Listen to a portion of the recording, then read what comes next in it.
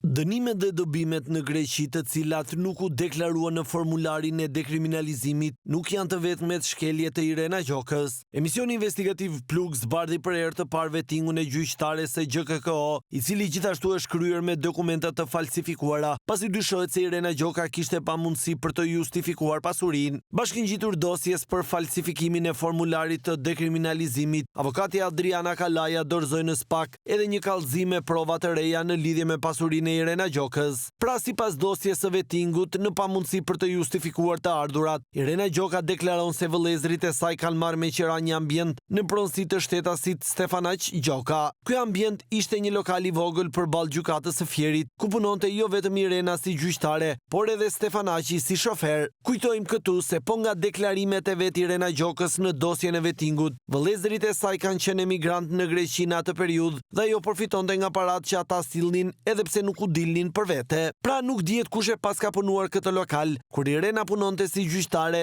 dhe vëllezërit si emigrant në Greqi.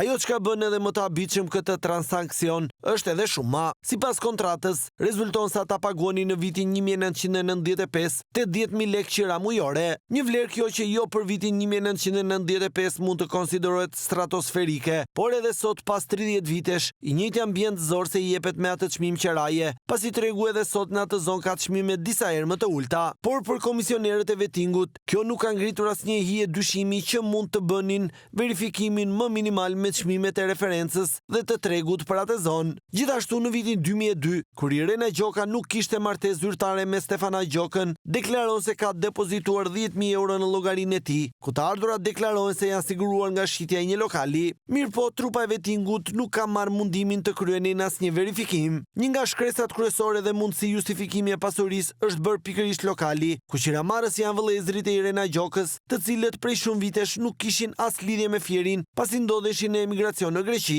Por për këtë lokal, drejtoria e tatimeve në Fier ka deklaruar se nuk ka pasur asnjë kontratë qiraje mes vëllezërve të Irena Gjokës dhe bashkëshortit të saj pas vitit 2006, Stefanaq Gjoka. Një tjetër provë që rrezon pretendimin se vlera e qiras ka qenë 80.000 lekë është fakti që shitja e dyqanit është bërë 2 milion lekë, pa aq sa vlera e qirave të 2 viteve. Jo vetëm kaq, por kjo që shihni në ekran është kontrata e qiras e nënshkruar mes bashkëshortit aktual të Irena Gjokës dhe 2 vëllezërve emigrantë të saj. Kontrata mban datën 13 shkurt 1996, edhe pse në deklaratën e vettingut flitet për qiramarrje që nga viti 1995 dhe të ardhurat llogariten nga 1995-a, kohë që Stefanaq Gjoka nuk kishte lidhje me gjyqtaren dhe vëllezërit e saj ishin emigrant në Greqi. Pra vettingashët nuk e pan as datën e kontratës, por morën të mirëqenë se të ardhurat ishin që nga viti 1995, ndërkohë që kontrata është firmosur vetëm pas muajit shkurt të 1996, çka automatikisht do të nxirrte të pa justifikuara 960.000 lekë